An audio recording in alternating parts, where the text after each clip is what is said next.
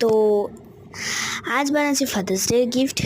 এগুলো আমি আগে থেকেই এঁকে কেটে লাগিয়ে রেখেছিলাম।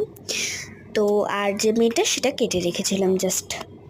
তারপর একটা সুই লাগবে, যেটা বাবাটার মাথার উপরটা একটা হোল করতে হবে, আর নিচে মানে সুইটার একদম শেষের দিকটায় হোল করতে হবে।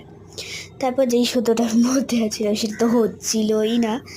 যাই হোক, তারপরে এটা আমি ভরার পর খেয়াল করলাম এই কালারটা ওটার সাথে ভাল লাগবে, তাই আমি ছুঁড়ে ফেলে দিয়েছি, মানে আর কি ওটা ভিডিও জন্য।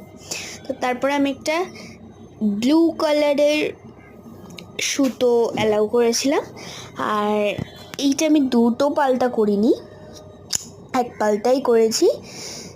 এরকমভাবে একটা গিট মেরে নিয়েছিলাম ওপরের দিকটা, ব্যাস শেষ কাজ।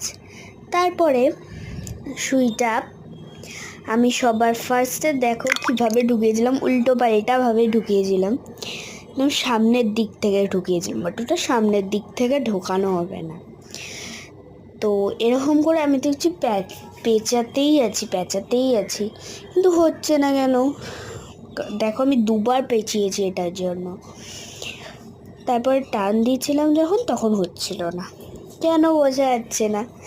তো তারপরে আমি আবার ভিডিওটা দেখি, তো বুঝতে পারি তারপরে ওটা পেছন দিয়ে হবে।